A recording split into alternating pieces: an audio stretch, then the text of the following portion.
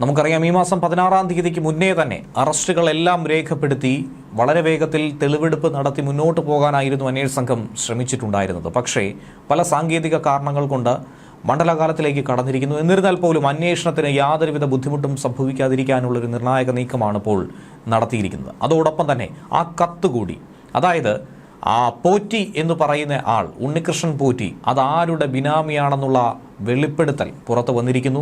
ഉണ്ണികൃഷ്ണൻ പോറ്റിയെ മേൽശാന്തിയാക്കി ശബരിമലയെ പൂർണ്ണമായും കൊള്ളയടിക്കാനുള്ളൊരു നീക്കമായിരുന്നു നടത്തിയത് എന്നുള്ള കാര്യത്തിൽ വിശദമായ വിവരം തന്നെയാണ് ഒരു കത്തിലൂടെ പുറത്തു വന്നിരിക്കുന്നത്. സന്നിധാനത്തേക്ക് SIT സംഘം ഈ നിമിഷം തന്നെ പാഞ്ഞെത്തുകയും ഹൈക്കോടതിയിലുണ്ടായിരിക്കുന്ന ശക്തമായ വാദപ്രതിവാദങ്ങളെ തുടർന്ന് സ്വർണ്ണപ്പാളി അടക്കം ഇളക്കി മാറ്റി തന്നെയാണ് പരിശോധന നടത്തുന്നതും. വിശദമായ വിവരങ്ങളിലേക്ക് കടക്കുമ്പോൾ ശബരിമല തന്ത്രിയായ കണ്ഠരര് രാജീവർക്കെതിരെ ഗുരുതര ആരോപണം ഉന്നയിച്ചായിരുന്നു മുൻ മേൽശാന്തി ഒരു കത്ത് അയച്ചിട്ടുണ്ടായിരുന്നത്. ആ കത്താണ് ഇന്ന് വിവാദമായി മാറുന്നത്. മുൻ മേൽശാന്തിയായ SC ശങ്കരൻ നമ്പൂതിരിയാണ് തിരുവിതാംകൂർ ദേവസ്വം ബോർഡ് സ്പെഷ്യൽ കമ്മീഷണർക്ക് ഒരു കത്ത് അയച്ചത്. ആ കത്ത് നിലവിൽ പുറത്തു വന്നിരിക്കുന്നു, മാധ്യമങ്ങൾക്ക് ലഭിച്ചിരിക്കുന്നു. മാധ്യമ റിപ്പോർട്ടിലൂടെ അത് പുറം ലോകമറിയുകയാണ്. ശബരിമല സ്വർണ്ണ കവർച്ച കേസിലെ 1-ാം പ്രതിയായ ഉണ്ണികൃഷ്ണൻ പോറ്റി ഈ തന്ത്രിയുടെ നോമിനിയാണെന്നാണ് കത്തിലൂടെ ആരോപണം ഉന്നയിക്കുന്നത്. കോട്ടയം തിരുവഞ്ചൂർ സ്വദേശി കൂടിയാണ് ശങ്കരൻ നമ്പൂതിരി. ബംഗളൂരു ജലഹള്ളി അയ്യപ്പ ക്ഷേത്രത്തിൽ മേൽശാന്തിയായിരുന്ന കാലഘട്ടം മുതൽ ഉണ്ണികൃഷ്ണൻ പോറ്റിയെ തനിക്ക് അറിയാമെന്നും കത്തിന്റെ ആമുഖത്തിൽ തന്നെ ചൂണ്ടിക്കാണിക്കുകയാണ്. കണ്ഠരര് രാജീവരാണ് ജലഹള്ളി ക്ഷേത്രത്തിലെ തന്ത്രിയും. അങ്ങനെയുണ്ടായ പരിചയം, അവിടെ വെച്ചുള്ള അടുപ്പം, ഇത് തന്നെയാണ് ഈ വലിയ കൊള്ളയിലേക്ക് ഉണ്ണികൃഷ്ണൻ പോറ്റിയെ നയിച്ചതും അതിന് പ്രേരകമായി മാറിയതും. അവിടെ കുറെ കാലം കീഴ്ശാന്തിയായിരുന്നു ഈ ഉണ്ണികൃഷ്ണൻ പോറ്റി. അവിടെ വെച്ച് തന്ത്രിയുടെ പ്രധാന വലങ്കയായി മാറുകയും ചെയ്തു. പ്രധാനിയായി ഉണ്ണികൃഷ്ണൻ പോറ്റി മാറി മറ്റുള്ളവരെ കബളിപ്പിക്കാനായി ശ്രമിച്ചു. കഴിഞ്ഞ കുറെ കാലമായി തന്ത്രിയുടെ അവസാന വാക്കും മുഖ്യ മാർഗദർശിയുമാണ് ഉണ്ണികൃഷ്ണൻ പോറ്റി എന്നുള്ളതും ശ്രദ്ധേയമായിട്ടുള്ള വിഷയമാണ്. ഒരു കീഴ്ശാന്തി മേൽശാന്തിയുടെ അതല്ലെങ്കിൽ തന്ത്രിയുടെ പ്രധാന ഉപദേശകനായി എങ്ങനെ മാറും എന്നുള്ളതാണ് ഇവിടെ സംശയാസ്പദമായി നിൽക്കുന്നത്. ഉണ്ണികൃഷ്ണൻ പോറ്റിയെ ശബരിമലയിൽ മേൽശാന്തിയാക്കാനുള്ള നീക്കം ഇതിന് പിന്നാലെ തന്ത്രി നടത്തിയെന്നാണ് കത്തിലൂടെ ആരോപിക്കുന്നത്. ശബരിമല കീഴ്ശാന്തിയുടെ സഹായിയായി ഉണ്ണികൃഷ്ണൻ പോറ്റിയെ ശബരിമലയിൽ എത്തിച്ചു. അങ്ങനെ എത്തിച്ചത് തന്ത്രി രാജീവരാണെന്നാണ് കത്തിലെ മറ്റൊരു ആരോപണം. ശ്രീകോവിൽ വൃത്തിയാക്കുകയും പൂജാപാത്രങ്ങൾ കഴുകുകയും ഭഗവാന് നിവേദ്യം തയ്യാറാക്കുകയുമാണ് കീഴ്ശാന്തി എന്ന നിലയിൽ ഒരാളുടെ പ്രധാന ജോലി. പക്ഷേ ഉണ്ണികൃഷ്ണൻ പോറ്റി നിർവഹിച്ചിരുന്നത് ഇതൊന്നും തന്നെയല്ല. ഇതിലും വളരെ പിടിപ്പതായിട്ടുള്ള, വളരെ വിലമതിക്കാനാവാത്ത കൃത്യനിർവഹണം തന്നെയായിരുന്നു. ശബരിമലയിൽ കീഴ്ശാന്തിയായി വരുന്നവർ നെയ്യ് വിൽപ്പനയും ചരട് ജപവുമാണ് നടത്തുന്നതെന്ന് മുൻ മേൽശാന്തി ഇതോടൊപ്പം തന്നെ ആരോപിക്കുന്നു. അതിലൂടെ അളവറ്റ രീതിയിൽ ധനസമ്പാദനം തന്നെ ആയിരിക്കണം ഒരു പക്ഷേ ലക്ഷ്യം വെച്ചിട്ടുള്ളത്. ദേവസ്വം ബോർഡിൽ നിന്നും ശമ്പളം വാങ്ങി തിടപ്പള്ളി ലേലത്തിന് വിറ്റ് കാശുണ്ടാക്കുകയാണ് ഇത്തരത്തിലുള്ള കീഴ്ശാന്തിമാർ അവിടെ ചെയ്തുകൊണ്ടിരിക്കുന്നത്. അയ്യപ്പനെ തന്നെ വിറ്റ് കാശുണ്ടാക്കിയിരിക്കുന്നുവെന്ന് വേണം ഇതിലൂടെ മനസ്സിലാക്കാൻ. സ്വർണ്ണപ്പാളി ഒന്നും തന്നെയല്ല ഇക്കഴിഞ്ഞ കാലയളവിനുള്ളിൽ ഇവർ ഉണ്ടാക്കിയിരിക്കുന്ന സമ്പാദ്യം.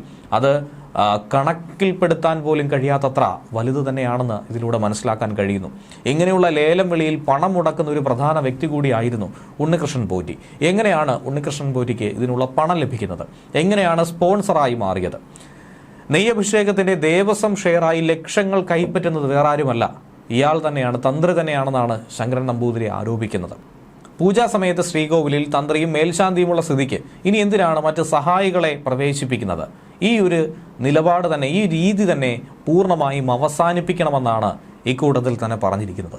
വർഷങ്ങളായി ശബരിമലയിൽ മേൽശാന്തിയുടെയും കീഴ്ശാന്തിയുടെയും കൂടെയുള്ള സഹായികളെ അങ്ങനെ ഒഴിവാക്കിയിരിക്കണം. അത്തരത്തിലുള്ള നിയമനങ്ങൾ തന്നെയാണ് ശബരിമലയെ കൊള്ളയടിക്കാനായി പ്രേരിപ്പിക്കുന്നത്. മേൽശാന്തിമാർ അങ്ങനെ സഹായികളായി കൊണ്ടുവരുന്നവരെ 1 വർഷം കഴിഞ്ഞാൽ പിന്നീട് അവിടെ തുടരാൻ ഒരു കാരണവശാലും അനുവദിക്കരുതെന്ന് കത്തിൽ പറയുന്നുണ്ട്. കഴിഞ്ഞ 25-ാം തീയതി അയച്ച കത്തിന്റെ പകർപ്പ് ദേവസ്വം വിജിലൻസ് SP-ക്കും ഇക്കൂട്ടത്തിൽ അയച്ചു എന്നാണ് മനസ്സിലാക്കാൻ കഴിയുന്നത്. അതിനിടയിൽ തന്നെയാണ് ശബരിമല സ്വർണ്ണക്കൊള്ളയുമായി ബന്ധപ്പെട്ടുള്ള അന്വേഷണം നടന്നുകൊണ്ടിരിക്കുന്നതും പ്രത്യേക അന്വേഷണ സംഘം SIT നിർണായകമായ ഒരു പരിശോധന നടത്തുകയും സ്വർണ്ണപ്പാളി ഇളക്കി പരിശോധന നടത്താനുള്ള ശ്രമം നടത്തുകയും ചെയ്യുന്നത്. സന്നിധാനത്ത് പാഞ്ഞെത്തിയ സംഘം തെളിവെടുപ്പൊക്കെ തുടങ്ങിയിരിക്കുന്നു. സാമ്പിൾ ശേഖരണം എന്ന രീതിയിൽ തെളിവ് ശേഖരിക്കാൻ വേണ്ടി സ്വർണ്ണപ്പാളികൾ ആചാരപൂർവ്വം തന്നെ ഇളക്കി മാറ്റുന്നുണ്ട്. ഹൈക്കോടതി നിർദ്ദേശമനുസരിച്ചാണ് ഈ നടപടി നടത്തുന്നതും. തന്ത്രിയുടെ അടക്കം മുഖ്യ നിർദ്ദേശത്തിന്റെ അടിസ്ഥാനത്തിൽ തന്നെയാണ് ഈ സ്വർണ്ണപ്പാളി ഇളക്കി മാറ്റുന്ന നടപടി ഇപ്പോൾ അവിടെ നടന്നു പോരുന്നത്. ദ്വാരപാലക ശില്പങ്ങളിലെ സ്വർണ്ണപ്പാളിയും ശ്രീകോവിലിന്റെ വലതുഭാഗത്തെ പാളികളും ഇപ്പോൾ നീക്കം ചെയ്ത് കഴിഞ്ഞിട്ടുണ്ട്. ദ്വാരപാലക ശില്പങ്ങളിലെ സ്വർണ്ണപ്പാളികളുടെ സൈഡ് പില്ലർ പാളികളുടെ തൂക്കം 2019 ഘടിപ്പിച്ച കട്ടിളപ്പാളികളുടെ തൂക്കം, ഉണ്ണികൃഷ്ണൻ പോറ്റിക്ക് കൈമാറിയിട്ടില്ലാത്ത ക്ഷേത്രഭാഗത്തെ സ്വർണത്തിന്റെ സാമ്പിളുകൾ, മറ്റിടത്തെ സാമ്പിളുകൾ, ദ്വാരപാലക ശില്പങ്ങളുടെയും കട്ടിളപ്പാളികളുടെയും ചെമ്പുപാളികളുടെയും സാമ്പിളുകൾ എന്നൊക്കെ ഒക്കെ നിരവധി കാര്യങ്ങളാണ് അന്വേഷണ സംഘം ഇങ്ങനെ ശേഖരിക്കുന്നത്. പ്രത്യേക അന്വേഷണ സംഘം ഇന്നലെയാണ് ശബരിമലയിലെത്തിയത്. SP ശശിധരന്റെ നേതൃത്വത്തിൽ വിദഗ്ധരടങ്ങുന്ന 15 അംഗ സംഘമാണ് നിലവിൽ ശബരിമലയിൽ എത്തിയിരിക്കുന്നത്. ഇതിനിടയിൽ തന്നെ മനസ്സിലാക്കേണ്ട മറ്റൊരു കാര്യം, ശബരിമല സ്വർണ്ണക്കൊള്ളയിൽ മുൻ ദേവസ്വം പ്രസിഡന്റായിട്ടുള്ള പത്മകുമാറിനെ കൊടുക്കാനുള്ള നീക്കം തന്നെയാണ് നടത്തിയിരിക്കുന്നത്. ഒരു കാരണവശാലും പത്മകുമാർ പുറത്തു പോകില്ല, ഉറപ്പായും അകത്തേക്ക് തന്നെയാണ് എന്ന് വേണം മനസ്സിലാക്കാൻ. കാരണം ദേവസ്വം ജീവനക്കാർ തന്നെയാണ് പത്മകുമാറിനെതിരെയുള്ള മൊഴി കൊടുത്തിരിക്കുന്നത്. കേസിൽ അറസ്റ്റിലായിട്ടുള്ള ഉണ്ണികൃഷ്ണൻ പോറ്റിക്ക് വേണ്ട സർവ്വസഹായവും സ്വാതന്ത്ര്യവും നൽകിയത് പത്മകുമാറാണെന്നാണ് ഈ നിമിഷം മനസ്സിലാക്കാൻ കഴിയുന്നത്. പത്മകുമാർ ശബരിമലയിൽ സന്നിധാനത്ത് വേണ്ട വിധത്തിലുള്ള എല്ലാ സ്വാതന്ത്ര്യവും ഉണ്ണികൃഷ്ണൻ പോറ്റിക്ക് നൽകിയെന്നാണ് ജീവനക്കാരെമ്പാടും മൊഴി നൽകിയിരിക്കുന്നത്. ഉണ്ണികൃഷ്ണൻ പോറ്റിയുടെ ബന്ധുക്കളും അതിഥികളും ഒക്കെ ദേവസ്വം പ്രസിഡന്റിന്റെ മുറിയായിരുന്നു പല ആവശ്യങ്ങൾക്കുമായി ഉപയോഗിച്ചിരുന്നത്. ഇനി അതുകൂടാതെ പൂജാ ബുക്കിങ്ങിലടക്കം പ്രത്യേക പരിഗണന കൊടുത്തിരുന്നു. അതും ഉണ്ണികൃഷ്ണൻ പോറ്റിയുടെ ലേബലിലെത്തുന്ന ഏവർക്കും അവിടെ സ്വൈര വിഹാരത്തിനുള്ള അവസരമൊരുക്കിയിരുന്നു എന്നുകൂടി ജീവനക്കാർ പറയുന്നുണ്ട്. പ്രത്യേക അന്വേഷണ സംഘത്തിനാണ് ഈ മൊഴി കൊടുത്തത്. ഇതേസമയം തന്നെ എൻഫോഴ്സ്മെന്റ് ഡയറക്ടറേറ്റും ശബരിമലയിൽ വിഷയവുമായി ബന്ധപ്പെട്ട് ഹൈക്കോടതിയിൽ ഒരു നിർണായക നീക്കം നടത്തിയിട്ടുണ്ട്. ശബരിമലയിലെ മോഷണ കേസുമായി ബന്ധപ്പെട്ടാണ് ED നീക്കം.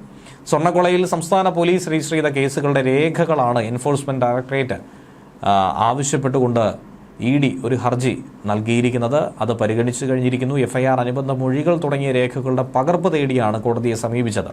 ഈ സമാനമായ ആവശ്യം ഉന്നയിച്ചുകൊണ്ട് റാന്നി കോടതിയിൽ നൽകിയ അപേക്ഷ തള്ളിയതോടെയാണ് ED ഹൈക്കോടതിയിലേക്ക് എത്തിയത്. ശബരിമല സ്വർണ്ണക്കൊള്ളയിൽ കള്ളപ്പണ ഇടപാട് നടന്നു എന്ന് സംശയിക്കുന്നെന്നും വിശദമായ അന്വേഷണത്തിന് കേസുകളുടെ രേഖകളും വിശദാംശങ്ങളും വേണമെന്നാണ് ED ആവശ്യം. കേസിലെ FIR-ഉം അനുബന്ധ രേഖകളും ആവശ്യപ്പെട്ടുള്ള EDയുടെ ഹർജി ഹൈക്കോടതി സിംഗിൾ ബെഞ്ച് ചീഫ് ജസ്റ്റിസിന്റെ പരിഗണനയ്ക്കായി വിട്ടിട്ടുണ്ട്. ഹർജി ദേവസ്വം ബെഞ്ച് പരിഗണിക്കുന്ന കാര്യത്തിൽ ചീഫ് ജസ്റ്റിസ് അന്തിമ തീരുമാനമെടുക്കും. ഇക്കാര്യത്തിൽ ചീഫ് ജസ്റ്റിസ് തീരുമാനമെടുക്കുമെന്ന് സിംഗിൾ ബെഞ്ച് കൃത്യമായി പറഞ്ഞിട്ടുണ്ട്. നിലവിൽ സ്വർണ്ണക്കൊള്ളയുമായി ബന്ധപ്പെട്ട ഹർജികൾ ദേവസ്വം ഡിവിഷൻ ബെഞ്ചാണ് പരിഗണിക്കുന്നത്. അതുകൊണ്ട് തന്നെ ഈ തീരുമാനവും അതേ ബെഞ്ച് എടുക്കുന്നത് ഉചിതമായിരിക്കുമെന്നാണ് ജസ്റ്റിസ് CS ഡയസിന്റെ ബെഞ്ച് അറിയിച്ചത്. കേസിന്റെ FIR, അനുബന്ധ മൊഴികൾ, രേഖകൾ എന്നിവയുടെ പകർപ്പ് അത് കിട്ടിയാൽ വളരെ വേഗത്തിൽ അന്വേഷണം പൂർത്തീകരിക്കാൻ സാധിക്കുമെന്നും കുറ്റക്കാരെ കണ്ടെത്താൻ കഴിയുമെന്നുമാണ് ED പ്രതീക്ഷിക്കുന്നത്. അതിൽ എടുത്തു പറയുന്ന ഒരു കാര്യം, കേസിലെ കുറ്റകൃത്യമെന്ന് പറയുന്നത് കള്ളപ്പണം വെളുപ്പിക്കൽ നിരോധന നിയമത്തിന്റെ പരിധിയിൽ വരുമെന്നാണ് ED കണ്ടെത്തിയിരിക്കുന്നത്. പ്രധാനമായി കോടതിയിൽ ഉന്നയിച്ചിരിക്കുന്ന വാദം PMLA നിയമപ്രകാരം അന്വേഷണം ആരംഭിക്കുന്നതിനും കുറ്റകൃത്യത്തിലൂടെ സമ്പാദിച്ച സ്വത്തുകൾ കണ്ടുകെട്ടുന്നതിനും FIR-ന്റെ പകർപ്പ് തന്നെയാണ് അനിവാര്യം. കോടതിയിലെടുത്ത നിലപാടും ഇതുതന്നെയായിരുന്നു.